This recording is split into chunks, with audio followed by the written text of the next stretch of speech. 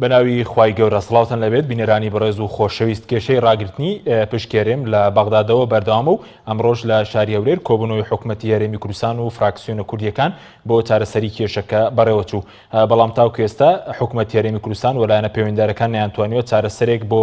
ناردنی پشکی هەرێم لە بەغداد بدۆزنەوە. بە میواندارێک لە بەڕێزان لە هەولێرەوە مامۆستا سەلیم شوشکەی سەرۆکی فراکسیۆنی کۆمەڵە پەرلەمانی عێراق، هەروەها لە ڕانیەوە شیروان میرزان دامی لیژنەی دارایی پەرلەمانی عێراق تاوتویان پرسە دەکەین. سەرەتا راپۆرتێک دەبینین. فراکسیۆنە کوردیەکانی پەرلەمانی عێراق و حکوومەتی هەرێم لەسەر ڕاگررتنی موچەی فەرمانبەران کۆبوونەوە. سەرۆکی فراکسیۆنی گۆڕانیش لە پەرلەمانی عێراق دەڵێت لە ئێستادا یەکێک لە سەرەکیترین هۆکارەکانی بڕینی موچەی فەرمانبەرانی هەرێم بۆ ئامادە نەبوونی پارتی بۆ گۆڕینی فواد حوسێن دەگەڕێتەوە. دوای کۆبوونەوەی حکوومەتی هەرێم و فراکسیۆنە کوردیەکان، جوتیار عادل وتەبێژی حکوومەتی هەرێم لە کۆنگرێکی ڕۆژنامەوانیدا ڕایگەیاند حکوومەتی هەرێمی کوردستان پابەندی ڕێکەوتنی نێوان عێراق و کوردستانە و داوا دەکات بابەتی موچە نەکرێتە کارتی فشار و سیاسی. وتەبێژی حکوومەتی هەرێم وتیشی حکوومەتی هەرێم وابەستەی ڕێکەوتنە نەوتی و داراییەکانە و دەبێت حکوومەتی عێراقیش پابەندی ڕێکەوتن بێت بەپێی یاسای بودجەی عێراق. لای خۆیەوە دکتۆر یوسف محەممەد سەرۆکی فراکسیۆنی گۆڕان لە پەرلەمانی عێراق لەبارەی ڕاگررتنی موچەی فەرمانبەران لەلایەن عێراقەوە لە چاوپێکەوتنێکیدا لەگەڵ دەنگی ئەمریکا ڕایگەیاند با دڵنیاییەوە یەکێک لە سەرەکیترین هۆکارەکانی بڕینی موچەی فەرمانبەرانی هەرێم لە ئێستادا ئەوەیە کە لە پێشووتردا محەممەد عەلاوی ڕازی نەبوو با دانانەوەی فواد حوسێن بە وەزیری دارایی. سەرکردایەتی پارتیش ئامادە نەبوون بیگۆڕن بۆیە فەرمانبەرانی هەرێم باجی دەدەن.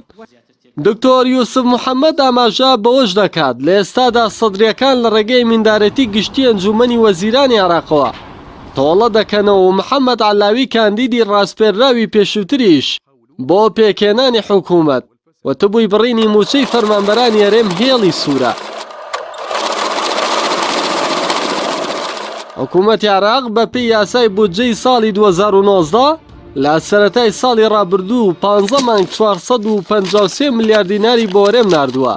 لە 16 مانگەشەوە بە نووسراوی حەمید غەزی ئەمینداری گشتی ئەنجومەنی وەزیرانی عێراق ناردنی پشکی مانگی 4 هەرێم ڕاگیراوە با پاساوی تەسلیم نەکردنی نەوت لەلایەن هەرێمەوە. لە ئێستاشدا هەوڵەکان بۆ چارەسەرکردنی کێشەکە چڕ کراونەتەوە.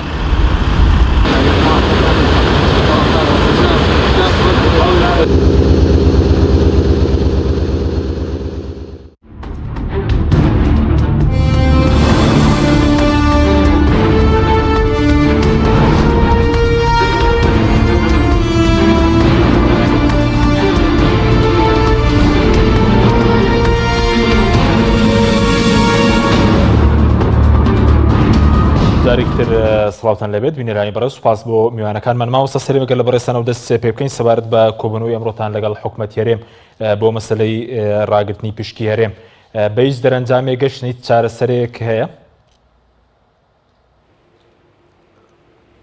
بەناوی خوای بەخشندەی میهرەبان، سڵاو و ڕێزم بۆ بەڕێست و بۆ میوانە بەڕێزەکەشت. لە ڕاستیدا لەسەر داوای ئەنجومەنی وەزیرانی هەرێمی کوردستان ئێمە وەکو سەرۆکی فراکسیۆنەکانی کوردستان بەشدار بووین لە دانیشتنێکی لێک تێگەیشتن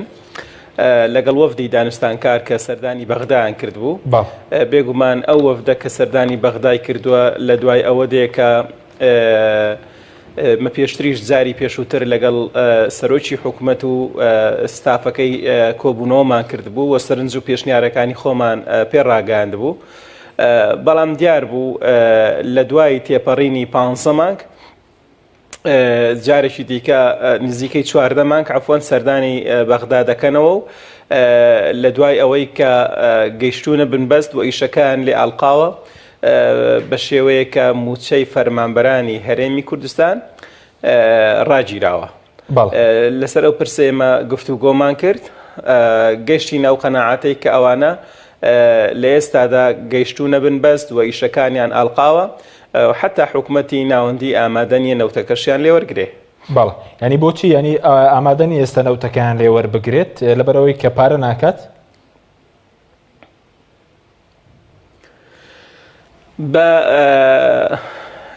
بە قسەی ئەو بەڕێزانە کە لە یەکی دوانزەوە ئەوان داوایان کردووە کە 250,000 بەرمیل ڕادستی بەغدا بکەن بەڵام بەغدا لێی وەرنەگرتوونە و لە ئێستادا ئامادەی خۆیان پیشانداوە کە هەموو نەوتی هەرێمی کوردستانیش بدەن بەڵام حکوومەتی ناوەندی هەر ئامادەنیە وەری بگرێت چونکە نەوت هیچ نرخێک ناکاوە کولفەی دەرهێنان و فرۆشتنەکەشی دەست ناکەوێتەوە لە سەروی ئەوانەوە داوا دەکات کە هەموو خاڵە سنووریەکان و داهاتی هەر سێ پارێزگاکەش ڕادستی حکوومەتی ناوەندی بکرێتەوە و ئەو جار لە مقابلدا ئەو ئامادەیە کە شایستە دارایەکانی هەرێمی کوردستان بدا لەگەڵ ڕاتبی فەرمانبەرانی فعلی هەرێمی کوردستان. باشە بەس سەبارەت بۆی کە لە کۆبوونەوەکەی ئەمڕۆ ئایا بۆچی سەرۆکی حکوومەت ئامادە نەبوو لە دانیشتن لەگەڵەوە دوێنێش تێبینیە بوو لە هەندێک پەرلەمانتار کە سەرۆکی پەرلەمان و سەرۆکی حکوومەتیش بەشداری دوێنەی کۆبوونەوەکەی وەفدی حکوومەتی هەرێم و پەرلەمانی کوردستانیان نەکرد. وەڵام جاوە گلەی ئێمەش بوو کە پێمان باش بوو لەسەر ئاستی بەرزتر دانیشتبین و ڕئی تەواوی حکوومەتمان زانی بە لە کەسی یەکەمی حکوومەتی هەرێمی کوردستانەوە بەڵام بەداخەوە ئامادە نەبوو و دیار بوو بەڕێز کاقوبادی ڕاستپاردە بوو بۆی کە لەگەڵ ئێمە کۆبوونەوە بکە ئێمە ئەوەی کە مەبەست بوو لەوێ گوتومانە و سەرنج و پێشنیارەکانی خۆمان پێگوتوون بە تایبەتی ئێمەوەکو ئەو فراکسیۆنانەی کە لە حکوومەتی ناوەندیدا پشکمان نییە و تەنها لە کاتی تنگانەدا بانجی ئێمە دەکەن من گلەی ئەوم لێکردن کە نزیکەی 2 ساڵە ئێمە لە بەغداین ئێوە تەنها 2 جار بانجی ئێمەتان کردووە و معلوماتی تاویشتان نەداوینێ بۆ نمونە لە یەکی دوانزەوەیەوە ئامادە بوونە نەوت ڕادستی بەغدا بکەن بەڵام بە ئێمەتان نەگوتووە ئەو جار باشە بەغدا بۆچی لە یەکی دوانزە کە وەختی نەوت پارەی کردووە باشە هۆکارچێک کە وەری نەگرتووە ئەنی ئەوانیان هیچ هەموو بە هەڵپەسێراوی هێشتەوە ئێمە کێشەیەکمان هەیە لەگەڵ حکوومەتی هەرێمی کوردستان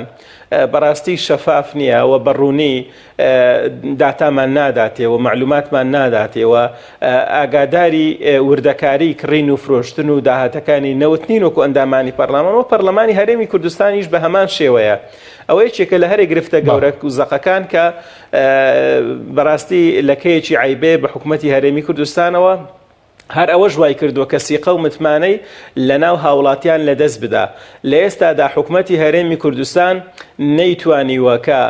نەک ڕێی شەقامی عەرەبی بۆ خۆی ڕاکێشێ وەکو ئەوەی کە ئیستیحقاقەکانی خۆی داوا بکە بەڵکو ڕێی شەقامی کوردیشی لەگەڵ نییە بەشی زۆری. بەڵێ سپاس دەکەم دواتێکڕێم و لای بەڕێز سەرەوە دەکەین کە چارەسەریە وەکو فراکسیۆنە کوردیەکان چی بووە دەگەڕێم وڵای بەڕێز کاک شیروان جەنابیش بەخێر بێ دەمەوێت بە حکومەوەی کە بەڕێز دەندامی لیژنەی دارایی بە دیاریکراوی هۆکاری ڕاگررتنی موچەی فەرمانبەران چیە چووکە بەشێک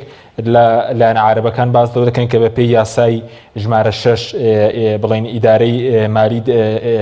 بەرگەی 27 ئەم بڵین پشکیارێم ڕاگیراوە ئایا وایە؟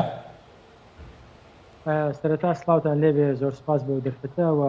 بەخێراتنی مامۆستای بەڕێز زۆر سپاس سەلیم دەکەم. دیارە بەڵێ نووسراوی ئەمیندارەتی گشتی ئەنجومەنی وەزیران بۆ وەزارەتی دارایی ئاماژە بە مادەی 27 لە یاسای ئیدارەی مالیە دەکات بڕگەی 5 بەڵام ئێمە ئەمڕۆژ باسکراوە پێشتریش باسمان کردەوە تەنانەت بۆ ڕاگەیاندنی عەرەبی و بۆ بەشێک لە برادەرە پەرلەمانتارەکانیشمان باس کردوکە ئەمە هەنگاوێکی نایاساییە. ئێمە لە ساڵی 2019 توانیمان بڕگەیەک لە یاسای موازنە بچەسپێنین کە قوتی خەڵک و موچەی فەرمانبەران تێکەڵاوی ململانە سیاسیەکان و ململانەکانی نەوتی نێوان هەرێم و بەغدانە بێ و لەوە بەدەربێت.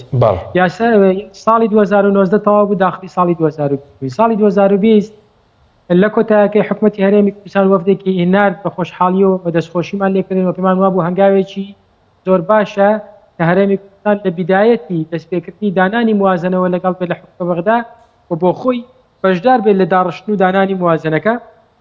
دیارە زۆرێک لە لێکتێگەشت و تەفاهم و اتفاق لە نێوان هەرێم و بەغدا کرا لەو کاتەدا و کرا بە بەشێک لە موازنەی 2020 بەهۆی خۆپیشاندانەکانی عێراقەوە موازنە نەهاتە پەرلەمان یاسای موازنەمان نەبوو 2020 کە نەمان بوو عێراق بە یاسای یەکڵاوەی خەرجی فعلی ساڵی 2020 کار دەکرد. بۆ بەو پێش بە پێی یاسا ماگانە چەند یاردە بۆ هەرێمی کوردستان دەبێت ئەو ڕەپارەیە هەر بێت ئێستا کە ئیسtinادیان کردوت سەر یاسای ئیدارەی مالیە یاسای ئیدارەی مالی ڕاستە لە 2020ەوە ئینفاز دەکرێت بەڵام بۆ کاتێکە کە موازنە هەبێت یعنی بۆ کاتێک یاسای موازنەی 2020 هەبێ حکومەتی هەرێمی کوردستان التزامی پێوە نەکات نەوت ڕادەستەکە ئەو کاتە دەکرێت حکومەت عقوبە بدرێت بە ڕادەست نەکردنەوە پێم یاسا نەگە ئێستا کە یاسامان نیە و بە یاسای 2019 دەکات ئەمە خاڵی یەکەم خاڵی دووەم ئەمە چی فەرمانبەرانی هەرێمی کوردستانە موچە حەقی مواطنەیە ناکرێ موچە تێکەڵاوی ملمیانی سیاسی بکرێت بکاتێت بۆ ئەم زەخمە سیاسی لە هەرێمی کوردستان دەکرێت طبعا ئەمە دوو بوعدی هەیە بوعدێکی سیاسی هەیە کە زەختە فتارە لە هەرێمی کوردستان وە کاردانەوەی هەڵوێستەکانی کوردە لە بەرامبەر ڕاستپێدراوەکانی شیعە لە محەممەد تۆفیق عەتاویەوە چ لە بەڕێز عەدنان زووری و مستەفا کاظمی و تەنانەت مانەوە و بەردەوام بەڕێز عەدیش بەڵام بوعدەکەی تری بوعدی اقتصادیە ئەویش ئەوەیە ئێستا نەوتی عێراق پارەی زۆر کەم دەکات بەهۆی ئەوە زمەیەک دنیادا هەیە عێراق بۆ خۆی ڕاستە بۆ ئێستانا بەڵام بۆ مانگەکانی داهاتوو کورتێنانێکی گەورە دەبێت چۆن خەرجی خۆی دابین بکە موچەی خۆی دابین بکە باشتریش لەوەیەکەوەی هەرێمی کوردستان خۆی کاتەوە لە کاتیدا کەمە ئەگەر نایاساییش نەبوو بێ بەهانەمان داوا بەدەستەوە بۆی کە نەوتمان ڕادەست نەکردووە ئەگەر ئێمە نەوتمان ڕادەست بە تایبەتی ئەسیاتی ساڵ 2020ەوە تا ئێستا دەمانتوانی بە حجەیەک ئێمە نەوتمان داوە شتمان هەیە لە دابینکردنی داهاتی عێراق بۆیە خەرجیەکانی تەواوی دەکرێت بویان بەپێی چۆن بۆ بەشەکانی تری عێراق دابین دەکرێت دەبێت بۆ هەرێمی کوردستانیش ئاوا بێ بەم شێوەیە ڕاستە ئەم هەنگاوێکی نایاساییە بەڵام ئێمە بە ڕادەست نەکردنی نەوتوو بە خۆتزیینەوە لە تەسلیمکردنەوەیت بەهانەیەک داوە بەدەست لە عێراقیەکان کە زەخت کارێک یەکجار زۆر لە بەڕێز عەبدولمەجید دەکرێت کە ئەو کوچکەی هەرێمی کوردستانیش ڕابردووە ڕاستی ڕاستنی کوچەی فەرمانبەرانی هەرێم لە بەغداوە بە پشتەکەی باشە بەس هەوڵ هەیە نێوەندگیری هەیە پێشنیارێک دراوە بەڕێز عەبدولمەجید کە لە چەند ڕۆژی داهاتوودا بۆچی مانگی چوار بە تەنها مانگی چوار بنێرێ بۆ مانگی داهاتوو مانگەکان پێویستی بەوە هەیە کە اتفاقێکی لەگەڵ بەغدا بکرێت حکومەتی هەرێم وەفدی بێتەوە بەغدا و لە ڕاستیدا دەبێت نەوت ڕادەکەین نەوت بدەینە شەریکەی سۆمۆ اینجا دەتوانین داوای خۆمان لە موازنەی عێراق بکەین بە تایبەتیش بەندی لە سەروبەندی پێکهێنانی حکومەتی حازی عێراقدا گرنگە ئێمە بتوانین ڕێکوتێکی پێ بکەین بە شێوەیەک بێ کە ئەم ڕێکوتە فشەڵ نەبێ هەر جارێک یانێک ڕاگیرێ و هەڵوەشێت بێ ئێمە ئەمڕۆ نەوتی هەرێمی کوردستان دابینکردنی موچەی فەرمانبەرانی هەرێمی کوردستان ئەرچی حکومەتی هەرێمە بە نەوتی خۆی و بە فرۆشتی خۆی پێی دابین دەکرێت ئێمە دەستخۆش دەکەین و هەمووان پێمان خۆشە خاوەنی ئابووری سەر بەخۆ پێمان ناکرێت دەرەچەی بەغدایە کاتە پێویست لەگەڵ ڕادەستی بەغدا بکەین ئەمڕۆ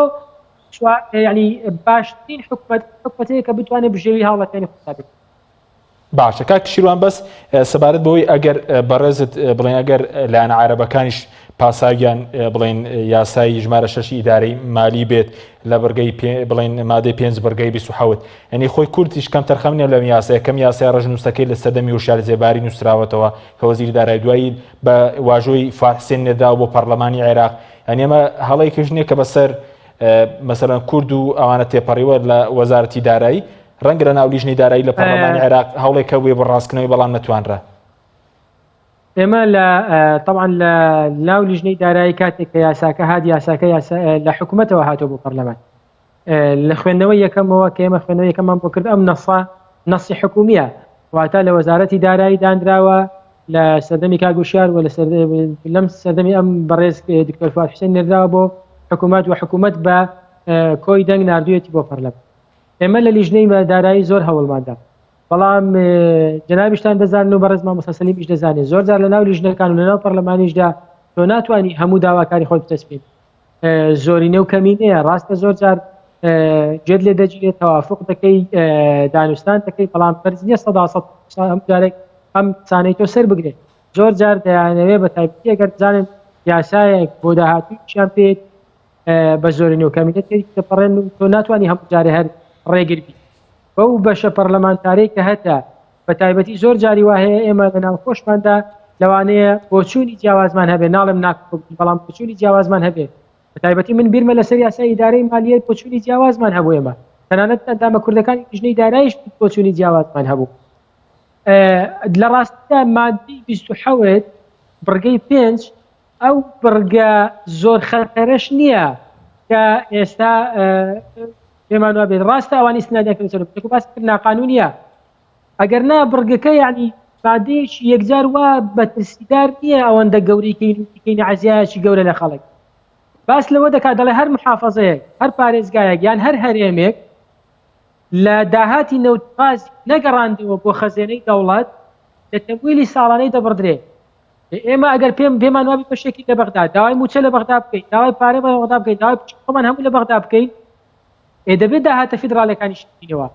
نەوتە غازە داهات فاڵستینەکانە گومرگە یان هەرچی ئەوەی کە فیدراڵەکە لە ڕاستیدا بەڵێ سپاس دەکەم یعنی ئەو کاتە ببوورە دەمەوە ئەو فێ بگەێنم ئەگەر ئێمە داهاتی خۆمان دایەوە بەغدا و بەغدا ئامادە نەبوو جێبەجێ بکە ئەو کاتێ ئێمە بەو یاسا دەتوانین محاسبێت بە پێچەوانەشەوە ڕاستە بەغدا تەمویلمان بکە پارەمان بداتێ پشکی خۆمان بداتێ بەڵام ئێمە داهاتی نەوتقازی نەدەینەوە ئەو کاتە بەغدا دەتوانێت میاتێت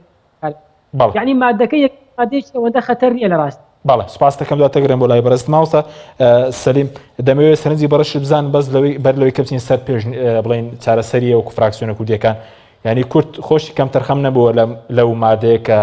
مەسەلەن ڕەژنووسەکەی کە ئەگەر ئێستا هەرچەندە کاکشیروان وتی بەپێی یاسای بوو جەشتێکی ناسەیە بڵین پشکیاریمیان ڕاگرتو بەڵام لە یاسای ئیدارەی مالی کورد کەم تەرخەمی نەبووە مامۆستا ئەحمەدی حاجی ڕەشید میوانی من بوتی ئەو کاتە کە تاوتوی یاساکە دەکراوتی داوام کردووە کە ئەم یاسای پەسەند نەکرێت بەڵام لە لیژنەی دارایی پەرلەمانتاری پارتیە بووە دژی ئێمە وەستاوەتەوە یعنی کورد خۆشی کەم تەرخەم نییە لەمڕۆوە لە ڕاستیدا کورد کۆمەڵێک کەم تەرخەمی هەیە یەک لەو کەم تەرخەمیانێ ئەو کاتێک کە ئەو یاسایە دەردەچوو ئێمە لە فراکسیۆنەکەمان هاتینەوە باسی و بابەتا کرا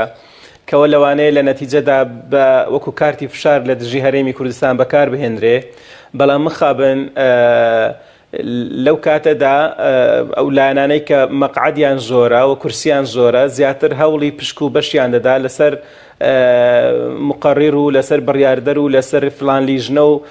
تەوزیعکردنی پۆستەکان ئاگیان لە هیچ نەمابوو ئاگیان لە شتە مەسیرێ نەبوو کە لە پاشاندا دەبینن کە هەموو خەڵکی هەرێمی کوردستان زیانی پێگەیشت یەکێکە لەو شتانەی کە بەڕاستی ینی نەفەسی کوردی یاخود بڵێن بەشێک لە لایەنە کوردیەکان لە بەغدا ئەوەندەی کێشەی شەخصیان هەیە ئەوەندە کێشەی قانونیان نییە ینی ئەوەندە خەم لە ئەوە دەخۆن بە شەخسەنەکردنی بابەتەکان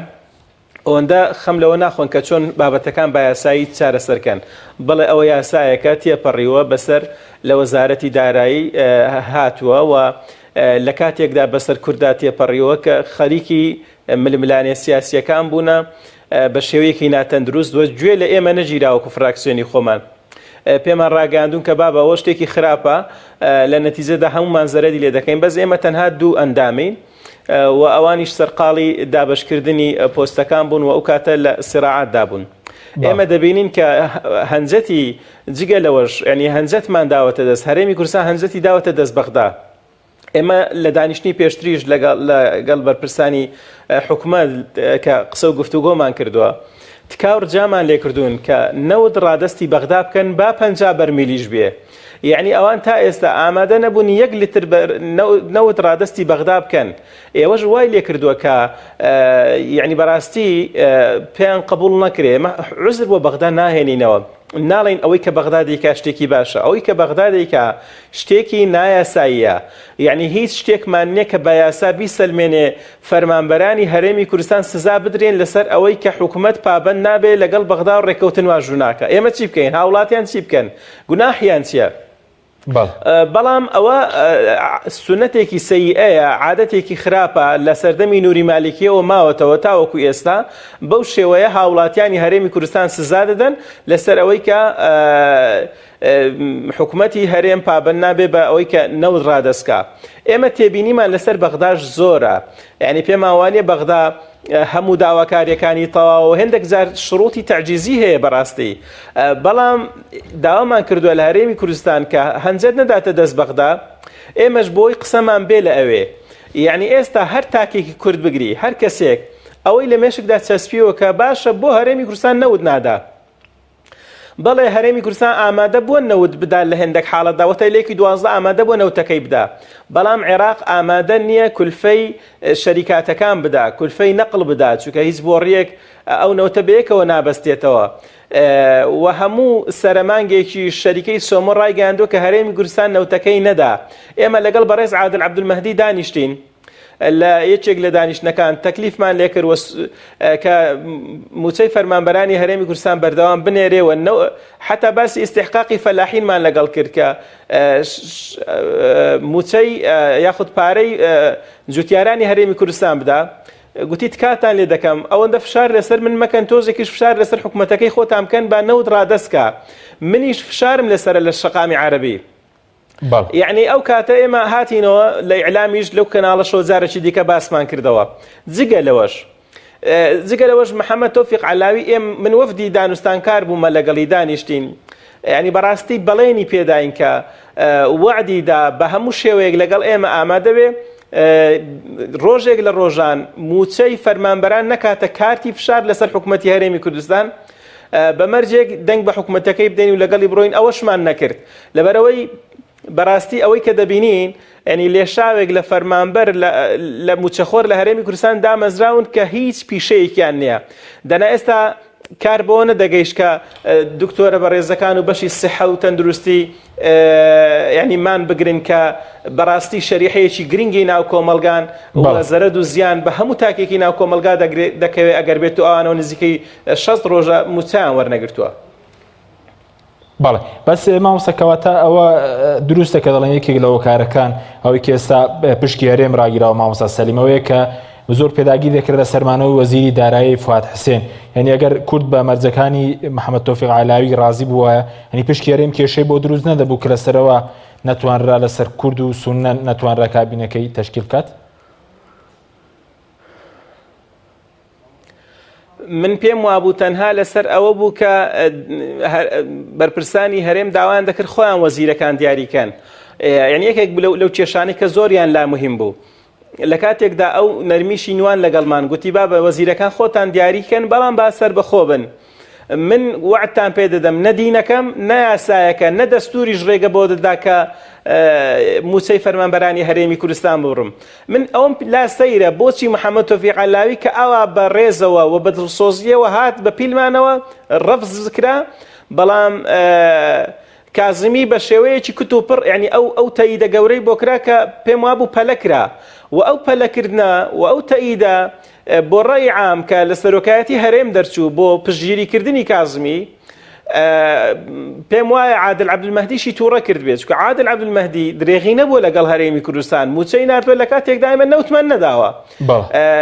یعنی چاوپۆشی لە ئێمە کردووە، بەڵام ئەو تەییدەکردنە بەو شێوە زەقە لە ڕاگەیاندنەکان و لە ڕێی عام پێم وایە کاریگەری لەسەر دروست کردووە و ئەو مەخرەجەی دیوەتەوە کە ئێستا فشار لەسەر هەرێمی کوردستان دروست بکە. بەڵێ سوپاس دەکەم دۆتەگرم بۆ لای بەڕێزت لە سەبارەت بە چارەسەرەکان قسە دەکەین. کاک شیروان کردم بۆ لای بەڕێزت سەبارەت بۆی کە بەڕێز وتت قسە لەگەڵ عادل عەبدولمەهدی کراوە، پێدەچێت بەم ڕۆژانە ینی مانگی 4 بنێردرێ هەوڵی بڵێ نێودوڵەتی شەیە بۆ ئەوەی کە پشکی هەرێم بنێردرێت؟ لە ڕاستیدا هەوڵ زۆرە. نوێنەرانی بڵێ وەفدی هەرێمی کوردستان لە بەغدا دیارە لەگەڵ ئەمیندارەتی گشتی ئەنجومەنی وەزیران کە دانیشتوون مناقەشەی ئەو نووسراوەیان کردووە، بە پێیەوان گەیشتونە زۆرێک لە لێکتێگەشتن قەناعەت کە ئەم نووسراوە لە ڕاستیدا ناحەقە و ناقانونیە. داوای چەند خاڵێکیان کردەوە وەکو پێشنیار داویانە بە بەڕێز عادل عەبدولمەهدی چاوەڕێی وەڵامی عادل عەبدولمەهدین لەوانە ئەو نووسراو ئیشکردن بە نووسراوە ڕابگیرێ و مانگی 4 موچە بێت بۆ مانگی داهاتوو چاوەڕێی حکومەتی تشکیلی حکومەتی تازە دەکەن ئەگەر حکومەتی تازە پێکات، ئەگەر نا دەرەچەیەکی تر دۆزنەوە بە تایبەتی هەرێم نەرمە لەسەرەوەی کە نەوت ڕادەست دەکات. بۆیە هەوڵی نێوەنگیریش هەیە زەختیش هەیە تەمەنا دەکەین یعنی وا پێشبینی دەکەین کە لەسەر ڕۆژ داهاتوودا موچەی مانگی 4 بێت بەڵام ئێمە ئەمڕۆژ جنابی مامۆستا سەلیم چەرلێ کە باسمان لەوە کرد کێشان لە بنەڕەت ڕاچاوەسەر بکرێت بە تایبەتی باسمان لەوە کرد کە یاسای نەوتوغاز گرنگە کە ڕاستە یاسای نەوتوغاز بوعدێکی سیاسی هەیە بە تەنها بوعدێکی دارایی یان مەسەلەی نەوت زەنیە بوعدێکی سیاسیشی هەیە دەبێت پێشتر لایەنە سیاسیەکان بە تایبەتی هەرێم و ناوەند بەسەری بکەنە جۆرێک لە توافق ڕێکەوتن تا دەتوانێت پەرلەمان لە پەرلەمان تێپەڕێت و کۆمەڵێک هەیە دەکرێت چارەسەر بکرێن چارەسەری بنەڕەتیان بدەجێتەوە باشە ئێمە بەش بە حاڵی پەرلەمانتاران جارێکی بە تایبەتی ئیش لەسەر بدەکرێتە جارێکی دیکە چیف مامبەران لە ململانەی انتیخابات هەرێم و بەغدا ململانە سیاسیەکان مەبەست دەربێنین و لە خلافاتە نەوتیەکانیش کە خلافاتی نەوتی هەرێم و بەغدا ڕۆژێک ڕۆژومانگ نییە کەڵەکەبووی خلافی چەند ساڵی ڕابردووە ڕاوەتەوە بۆ ئێستا کارکەر نەکراوە و بەڕاستی جارێکی دیکە بەکارهێنانی مامبەران بۆ ئەم ململانە سیاسیەکان ململانەی نەوتیش بەکارێکی ناڕەوا دەبین باشە و تەسیر لە یەکڕیزی یان با بڵێن تەبایی نێوان خەڵکی عێراق دەکا بەگشت باشە باشە کاک شیروان بەس سەبارەت بەوەی ئەگەر ئێستا عێراق ئامادە بێ هەموو نەوتەکە تەسلیم بکەن داهاتەی اتحادیەکانیش ئەگەر بڵێن بە پیاسە لە 150 بگەڕێنەوە بۆ بەغداد کێشەی تێدا ئەگەر هەرێم لەگەڵ عێراق ڕێکەوی مادەم ئەگەر عێراق بەمە ڕازی بێت نەوتەکان هەموو لێ وەربگرێت داهاتی بڵێن لە 150 داهاتەی اتحادیەکان بگەڕێتەوە کێشەی موچە و داهات چارەسەرکە کێشەی تێدایە بۆ هەرێم جێبەجێی ناکە مادەم ئەگەر بەمە ڕازی وێت لە ڕاستیدا من تەسەوڕ دەکەم ئێستا هەرێم ئامادەیە جێبەجێ بکە بەڵام گرفتەکە ئەوەیە کە بەغدا بۆ خۆشی ئێستا دووچاری جۆرێک لە قەیرانی دارایی بۆتەوە بەوەی کە لە 93 زیاتری داهاتی عێراق پشتی بەستۆ بەنەوت ئێستا نرخی نەوت دابەزیوە لە سەرەتای مانگی 5ەوە دەبێت هەناردەی نەوتیش کەم بکاتەوە بەپێی ئەو اتفاقێکە لەگەڵ ئۆپێک پڵاس کردوێتی یعنی هەموو ئەوانە وا دەکەن کە داهاتی عێراق لە چەند مانگی داهاتوودا لە 1-2 مانگی داهاتوودا زۆر کەم دەکەن بۆیە دەنا من پێم وایە هەرێم ئێستا ئامادەیە نەوت ڕادەستکە و ئامادەیە لەگەڵ لەسەر داهاتەکانی تریش گفتوگۆ لەگەڵ بەغدا بکە و ئەمڕۆژ نیان شاردەکەوان ئامادە نەکرێت 250 ئامادەن هەموو نەوتەکەش ڕادەست بکەن بەڵام شتێکیش با بڵێ واقع ئەویش ئەوەیە کە نەوتی هەرێمی کوردستان کۆمەڵێک عقد لەگەڵ هەندێک شەریکات کراوە کە ئێستا لە هەرێمی کوردستانی ئیش دەکەن ئەو عقدانێکە لە خواروی عێراق کراوە و لە عێراق کراوە جیاوازە لەو عقدانێکە لە هەرێمی کوردستان عقدەکانی عێراق دەوڵەتی تەراقیسە شەریکەیەک هێنراوە پارەی دراوە عقدی لەگەڵ کراوە بە پارە دێگەڕان و پشکنین دەرهێنان بۆ دەکات لە کێڵگەیەکی نەوتی عێراق پارەی دەداتێ لە موازنەی 2019 12 تریلیۆن دینار دراوە بە دەوڵەتی تەراقی کە نزیکەی لەسەردەی داهاتی هەموو عێراق دەکات نەک داهات عفو بودجەی هەموو عێراق لا هەرێمی کوردستان عقدانێک گرێبەستانی کە کراوە لەگەڵ شەریکاتی نەوت عقدی مشارەکەیە شەریکەیەک هێنراوە لەبەرەوەی هەرێم پارەی نەبوو بیداتێ هاتووە لەگەڵی بۆ بە شەریک لەڵەوەرەوەکە ئیشم بۆ بکە بە شەراک ئەوەندە بەرگی بۆ من ئەوەندە بەر ئەوەندە بەر 100 بەرمیل نەوتمان داهاتەکە لە سەدا ئەوەندە کاتێک کە تۆ هەموو دەدێ بەغدا لە ڕاستیدا دەبێت تۆش بکەیتەوە قەرزی شەریکاتی نەوت مستحقاتی شەریکاتی نەوت جۆرەکی ئیشکردنی ئەم شەریکەتانە لێرە چۆن دەبێت لەسەر ئەساسێک ئەمە پێی بە دوایی ئەگەر لەسەرەوە سیاسیەکان لەسەر ڕێکەکان متەفاسیلەوە ئەم وردەکاریات بەڵێ سوپاس دەکەم بەڵێ بینەرانی بەڕێز ناوبڕێژی کورت و دوای ناوبڕەکە دەگەڕێنەوە وڵاتە تۆپ تاکە بریکاری تۆڕی میدیایی کۆمەڵ بۆ دروستکردن و بڵاوکردنەوەی ڕێکلام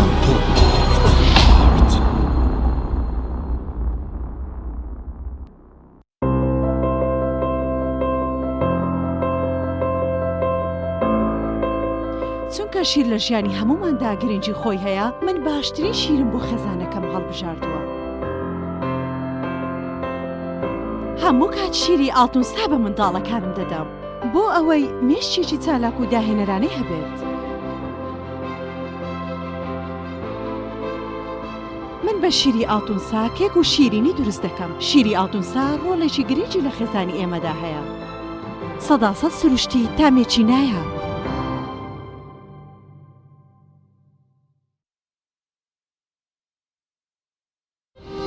ساردخانەی چوارقورنە بۆ یەکەمین جار گەورەترین ساردخانە لە سەر ئاستی عێراق و پارێزگای سلێمانی لە دەشتی بە پیتی بتوێن کراوەیە. ئەم ساردخانەیە سەرمایەیەکی باشە بۆ هەموو جوتیار و خاوەن کێڵگەکان کە چیتر بەرهەمەکانیان هەرزان فرۆش نەکەن سوود لەم ساردخانەیە وەربگرن. لە ساردخانەکەمان توانای پاراستنی 1400 تەن بەرووبوومی جیاوازی هەیە کە سەرجەم بەرهەمە کشت و کاڵیەکان لەگەڵ هەموو جۆرە بەرووبوومێکی شیرەمەنی و بەشی تایبەت بە پاراستنی گۆشت و ماسی و مریشک کراوەتەوە و دەتوانن بەکاری بهێنن. ساردخانەکەمان جگە لە بوونی کارەبای 24 کاتژمێری گرنتی پاراستنی سەرجەم بەرهەمەکانی لە ئاستۆدایە. هەمیشە داشکاندنی بەرچاو دەکات بۆ سەرجەم جوتیار و خاوەن کێڵگا پەلەوەریەکان. ساردخانەکەمان بە سەرپەرشتی مامۆستا عەبدوڵڵا و سلێمان شاخەوان. ناونیشان چوارقورنە نزیک پێشانگاکانی فرۆشتنی ئۆتۆمبیل. ساردخانەی چوارقورنە. سۆزی دایک بەهێزمان دەکات. دوای پێکەنین و گریان شیری ئەپتلۆن ئارامبەخشە. بۆ ئەوەی منداڵەکەت لە شولارێکی تەندروست و بەهێزی هەبێت، شیری ئەپتلۆنی هۆڵندی بەکاربێنە. شیری ئەپتیلۆن لە تەمەنی 1 ڕۆژی تاوەکو 3 ساڵی بەکاردێت.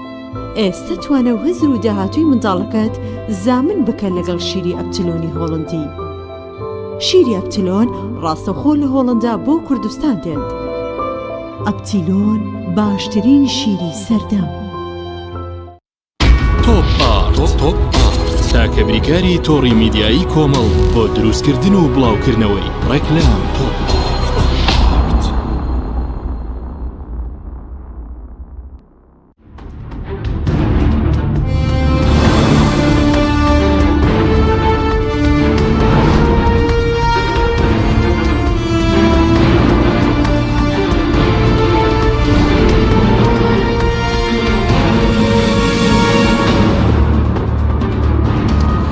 جارێکتر سڵاتان لەبێت بینەرانی بەڕێز ماوسە سەلیم گەرم و لای بەڕێز سەبارەت بە بڵین پێشنازیە وەکو فراکسیۆنە کوردیەکان بۆ چارەسەرکی گەشەی موچە لەگەڵ بەغداد چی بوو؟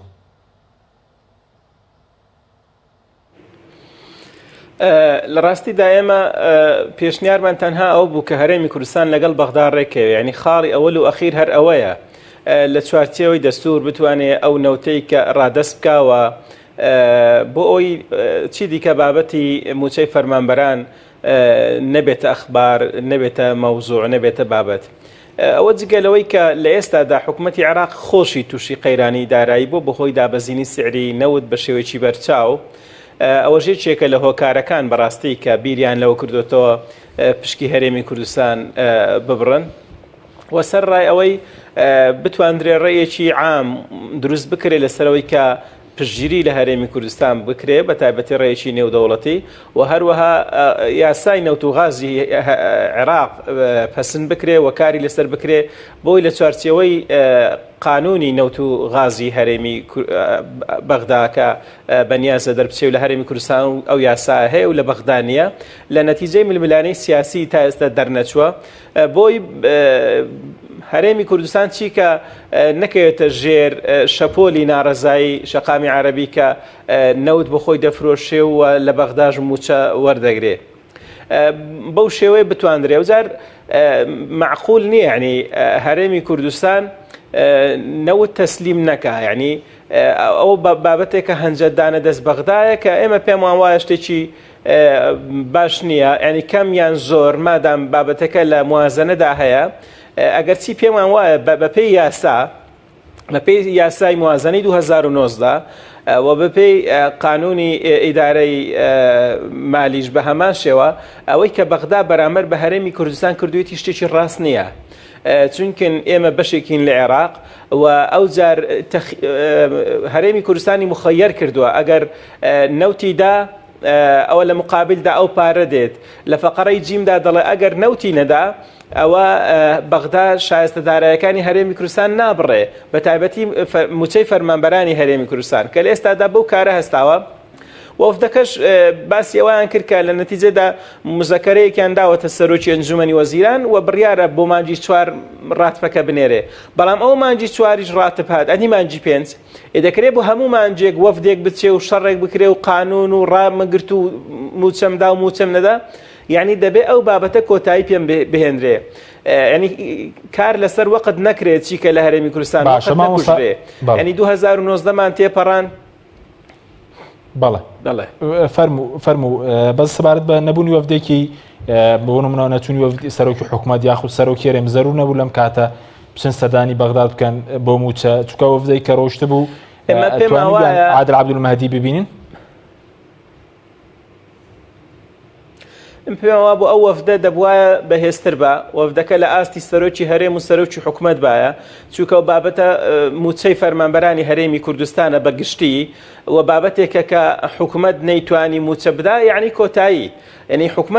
حکوومەت بۆ حکوومەتە بتوانێت ئەمن و ئاسایش دەستەبەر بکاوە موچەی فەرمانبەرانی وڵاتەکەی بدا. لە ئێستادا فەرمانبەرانی هەرێمی کوردستان ئەوە بۆ نزیکەی 2 مانگ دەڕوا موچە وەرنەگرتووە، وەزار لەوانەی بایکۆت دەست پێ بکە، بایکۆتی سەرتاسەری خۆپشاندان، ئەوەش سەردەکێشێ بۆی ئەمن و ئەمان لە وڵاتەکەدا نەمێنێ. بۆیە پێویستە بەڕاستی بەرپرسانی یەکەم لەسەر ئاستی سەرۆکایەتی هەرێم و حکوومەت سەردانی بەغدا بکەن، ئەو مەلەفەیەک لای بکەنەوە، یعنی خەڵکێک نەنێرن بۆ ئەوەی کە بڕیار بەدەست نییە، خەڵکێک نەنێرن بۆ ئەوەی کە ناتوانێت تەنەکەیەک نەوت بداتە بەغدایان لەگەڵی ڕێکەوێ، لە نەتیجەدا هەر دەبێ ئەوان بچن مفاوەزات بکەن لە پاشان بێنەوە، نەخێر یەکڕێ بچن. من پێم وایە ئەگەر لەسەر ئاستی بەرزتر بچنە بەغدا، ئەگەر چێ وەفدە خۆیان ماندوو کردووە قسە و گفتوگۆیان کردووە بەڕاستی ئەوەی لە تواناندا هەیە کردویانە، بەڵام دەبێت لە ئاستی بەرزتر بچن. من پێمان سەیرەکە یعنی چ کات ئەوان ئامادەن بچن بۆ بەغدا لە کاتێکدا کە قوتی هاوڵاتیان بڕاوە، لە کاتێکدا هەموو ئەو پەیوەستە بەژیانی هەموو تاکێکی ناو کۆمەلگا، یعنی بەڕاستی و کەم تەرخەمیە، حتا کەم تەرخەمیە لە هەرێمی کوردستانیش، یعنی ئێستا پێویست بوو لە پەرلەمانی کوردستان ینی بانکێشتی سەرۆکایەتی حکوومەت بکرێ، بزانن هۆکاری بڕینی موچە چیە، بۆچی ڕێک نەکەوتن لەگەڵ بەغدا، یعنی ئەو بابەتانە پێویستە موسساتی حکومی بێنە سەرخەت بە گەرموگوڕی ئەو بابەتانە تاوتوێکەن، یعنی هەمووی لە شوێنی خۆیدا نەنیشێ و تەماشاکە، هەر لە ئیعلام و ڕاگەاندنەوە نەبینین، بەڕاستی خەڵک بێتاقەت بووە لە قسەش، یعنی بێزار بۆ لەوەی کە قسەی بۆ بکەی، بێزار بۆ لەوەی کە بابەتەکانی بۆ شەڕحکەی، ها چوینە بەغدا و گەڕاینەوە ئەو ئامانگرت و هەرێم نەوتی نەدا ئەو قبولی نەکردەوە پێچەوانە یاسایە، یعنی خەڵک ئیشی بە هەنگاوی عملیە، یعنی خەڵک لەوە زیاتر تەحمل ناکە. بەڵێ سوپاس دەکەم، دواتەگرەمەوە لای بەڕێزت حکوومەت هەرێم بەدیری هەبووە بۆ دابەشکردنی موچەگەر لە بەغدادەوەی لە کۆبنەوەی ئەمڕۆ باس کراوە. کاک شیروان سەبارەت بە مەسەلەیەوەی کەیەوە لە وەکو پەرلەمانتارانی کورد لە 2019 لە یاسای بودجەوەتان چەسپاند، ئەگەر هەرێم 250,000 تەسلیم کردبایە ئەو کاتە ئێستا و کێشەیە دروست دەبوو، یاخود باز لەورەکە کە نزیکەی 1 تریلیۆن دینار بۆ هەرێم داهات کە زیاترە لە موچە، هێنێ ئەو کاتە ئەم ڕێکەوتنە جێبەجێکراون کێشە دروست دەبوو؟ طبعا وەکو باسم کرد لە کۆتایی 2019 وەفدی هەرێمی کوردستان هاتنە بەغدا لەگەڵ بەرپرسانی بەغدا بەشدار بوون لە نووسینەوەی موازنەی 2020 بەشێک بوو لەوە، بەڵام ئێمە پێمان وایە 2020 جیاواز بوو لە 2019 و هەمومان دەمانزانی، ینی چەندجاریش ڕوونکردنەوە یان بڵێن ئاگادارکردنەوە درا کە 2020 بێت شێوەیەک وەکو 2019 نات، وەیە پێمان وا بوو کە لە 2020 ئەگەر هەرێمی کوردستان نەوتی ڕادەست کردبە، ئێستا باشتر دەمانتوانین دیفاع بکەین و هەرێمی کوردستان وەکو باقی عێراق، یعنی هەمومان دووچارێ دابەزینی نەخی نەوت بووین، هەمومان داهات کەمی کردووە، بەڵام ئەو کاتە عێراق چۆن بیری لە دابینکردنی موچەی فەرمانبەرانی خۆی دەکردەوە، چۆن بیری لەوە دەکردەوە بەو ڕێگانەی کە لە بەردەمیەتی ڕوبەڕووی ئەم دۆخە ئابووری خراپە بێتەوە، ئەو کاتە ناچار بوو بێلاو ئەوەدا بیر لە فەرمانبەران و لە بودجەی هەرێمی کوردستانیش بێتەوە، ئەگەر خۆی لە نیوە دابەزانە بۆ نیوە با ئێمەشی دابەزان بکەین، ئەگەر بۆ خۆی موچەی نێ با بۆ مەش نەبێ، ئەگەر بۆ خۆی هەیە با بۆ ئێمەش نەبێ، بەڵام ئێستا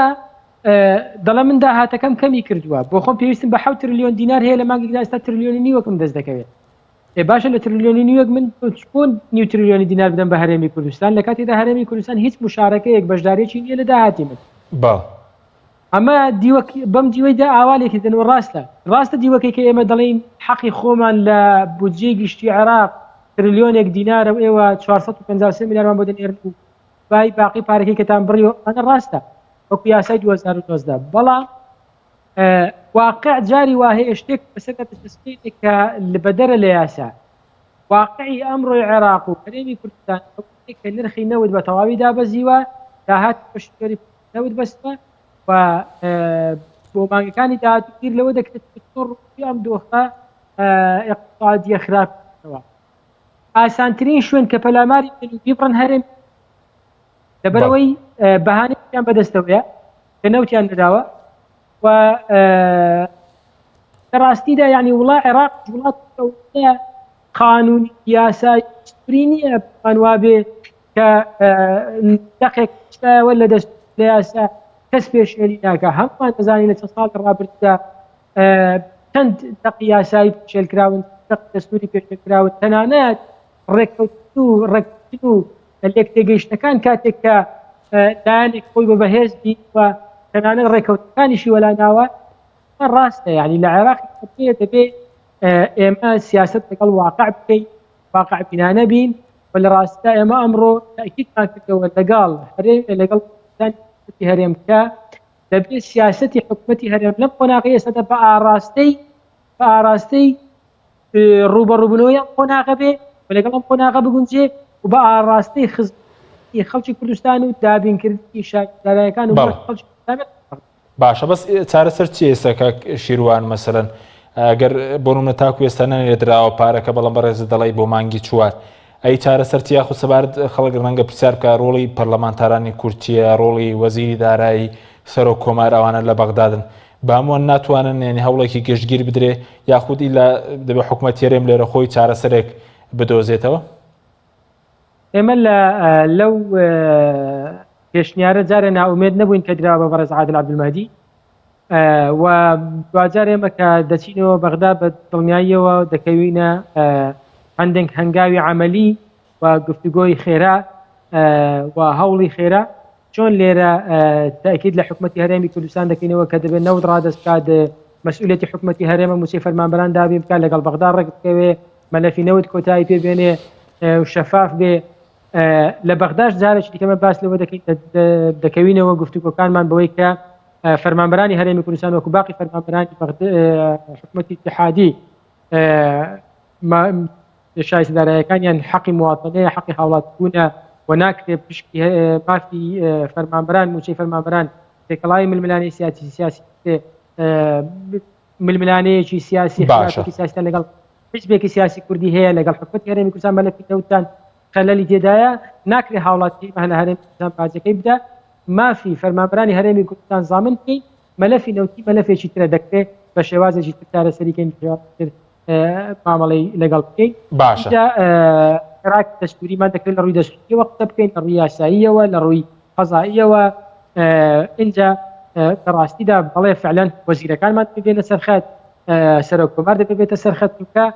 هەمومان لە بەغدا نوێنەری خەڵکی کوردستانی ئەگەر لە بەغدا بە هەمومان دیفاعمان پێ لە خەڵکی کوردستان نەکاتەوە وجودمان لەوێ زیادەیە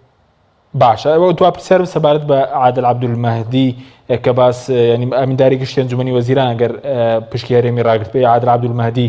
ڕۆڵی چیە هیچ ئەوە ڕاستە کە دەڵێن ئەو دەیەوێت بمێنێتەوە بۆیە بودجەکەی ڕاگرتووە دەیەوێت ئەم مستەفا کاظمی سەرکەوتونە بێ ئەو لە پۆست سەرۆک وەزیران بمێنێتەوە لە ڕاستیدا ئەگەر ڕوخسەتم دەی دەمەوێتەوە باسی ئەوە بکەم پۆستی سەرۆکی ئەنجومەنی وەزیران هی برادرانی شیعەیە لە ڕووی سیاسیەوە لە ڕووی واقعیشەوە حەقا کاتێک کە ناوماڵی شیعە لەسەر کەسێک ڕێک دەکەون ئێمەی کورد وە سونەش تا ڕادێک لە ڕاستیدا نەبینێتەوە و پیرۆزبایان لێ بکەین و لەگەڵ وەزعەکە ئەمە لە ڕووی واقعی و لە ڕووی سیاسیشەوە ئاوایە کاتێک ئێمە دەبینە تەڕەف دەبێ باجەکەی ئێمە لە ڕاستپاردنی محەممەد تۆفیق عەلاوی لە کۆتاییەکەدا بووین بە بەشێک لە تەڕ لە عەدنان زۆرفی کێشەمان تەقریبەن نەبوو ڕاستپاردنی مستەفا کاظمی پشتیوانی کورد دەمەوێت ئەوە بڵێم کە بەیاننامەکەی سەرۆکایەتی حکوومەت بە ڕاوێژ بووە لەگەڵ یەکێتی پارتی گۆڕان کۆمەڵ یەکگرتووە ئەمە یعنی پێم خۆشە ئەوە حاڵەتیانی کوردستانیش بکات ڕاستە ئێمە پشتیوانی کازمیمان کرد ئەمە ئەگەر بەڕێز عادل عەبدولمەجید ڕەکرد بێ شتێکە بەڵام پرسی دانانەوەی یان بەردەوام بەڕێز عادل عەبدولمەجید بێتە پێشێ من پەیمانێ کورد پشتیوانی لێ نەکات کورد تا کۆتاییەکەی پشتیوانی لە بەڕێز عادل عەبدولمەجید کرد هەموو مەشمان قەناعەتمان وایە کە بەڕێز عادل عەبدولمەجید باش بوو بۆ هەرێمی کوردستان و جۆرێک لە سیاسەتی هاوسەنگی ڕەوە و زۆریش فشاری لەسەر بووە لەلایەن هێزە شیعەکان و هێزە سونیەکان لەسەر کورد بەڵێ سوپاس دەکەم و پرسی داوێنەوەی کە بێتە پێشەوە کورد پشتیوانی لێ دەکات تەسەوڕ ناکەم بەڕێز عادل عەبدولمەجید لەسەر ئەوە بە شێوەیەک نیگەران بوو بێ کە ئێمە پشتیوانی بەڕێز کازمی مستەفا کازمیمان کردووە هەرچەند تێبینی هەیە لەسەر پشتیوانی بەگشت سوپاس دەکەم ماوەستە کاتمان زۆر کەمەوە سەبارەت بە بەدیل حکوومەتی هەرێم هیچ بەدیلێکی هەیە بۆ دابەشکردنی موچەگەر پارەکەی بەغداد مەسەلەن نێ ئەمڕۆ بەدیلیان خستە ڕوو بۆ ئێوە وەکو فراکسیۆنە کوردیەکان ئێمە ئەوڕۆ خۆمان پرسیارمان کرد ئایا بەدیلتان چیە لە کاتێکدا کە لە حکوومەتی ناوەندی ئەو بابەتە درێژەی کێشاوە ئامادە نەبوو کە ئەو بڕەپارەی بنێرێ بۆ هەرێمی کوردستان بەڕاستی وتیان هیچ بەدیلێکمان نییە لەبەرەوەی بابەتی کۆڕۆنا بۆتە بابەتێک کە هەم سعری نەوتی دابەزاندووە هەم داهاتی ناوخۆیشی کەمی کردووە بۆی لە ئێستادا هیچ مەخرەجێکی دیکەیان لە بەردەستدا نەبوو تەنها ئەوەیە کە فشاری زیاتر لە بەغدا بکەن کە حکوومەتی ناوەندی هەم یەدەگی هەیە کە بتوانێت جارێ موچە سەرف بکات چونکن بەرنامەیەکی وانییە لە حکوومەتی ناوەندی نەموچە پاشەکەوت بکرێت نەموچەش کەم بکرێتەوە بمانەوێ نەمانێ ئێمە وەکو هەرێمی کوردستان لە نەتیجەدا هەر دەبێت لەگەڵ بەغدا ڕێکەوین و دەبووە پێشتریش ئێمە لەسەر ئەو بابەتانە لەگەڵ بەغدا ڕێکەوتمان بەداخەوە کە هەرێمی کوردستان لەو کاتێک کە بەهێزە لە کاتی بەهێزیدا ناچێت مفاوەزات بکە ئەو کاتێک کە لە پەل و پۆ دەکەوێت داوای مفاوەزات و ڕێکەوتن لەگەڵ بەغدا دەکا ئەو کاتەش بەغدا ئامادە نیە وەری بگرێ یعنی چەندین جار لە مووقیفی قووەتەوە هەرێمی کوردستان داوای لێکراوە کە بێتە بەغدا بە کەمترین سعر بە کەمترین زەرت دەتوانین لەگەڵ بەغدا خۆی بگرێتەوە بۆ ڕۆژێکی وەکو ئەوڕۆ باش بوو بەس ئەو بابەتی کۆڕۆنا و ئەوانە کە شتێکە هاتۆتە پێشەوە ئێستا هەموو جیهانی پەک خستووە و کاریگەری زیاتری لەسەر ئەو شوێنانە هەیە کە بەرنامەی درێژمەدایان نییە یعنی هەرێمی کوردستان هەتا باسی ئەوم کرد بەڕاستیان گۆ حکوومەتێکی زۆر بە قەناعەتن نانی ئەوڕۆتان هەبێ خەمی سپێنێتان نییە قوربان باشە بۆچی ئێوە یعنی پلانێکتان نییە بۆی کە بۆ 2 مانگ بۆ 3 مانگ پارە خەزن کرابێ ئەدی لەو کاتێک کە نەوت پارەیەکی باشی کردووە لەکوێتان داناوە ئەو پارەی کە زیاد بووە ئێستاوە هیچ کەمی کردو بەڵام کە زۆر بووە یعنی لە خراپترین حاڵەدا لە 2019 بە 53 دۆلار فرۆشاوە لە ئێستادا بۆتە 20 دۆلارە بەڵام ئەو کاتە پارەکەتان چی لێ کردووە کە بە 6 بووە کە بە 7 بووە یعنی بەڕاستی شەفافیت نییە لە هەرێمی کوردستان ئەوە ژوای کردووە کە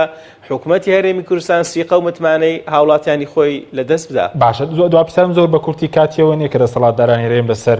ئەو نامەتیانەی لەسەر فرۆشتنەوت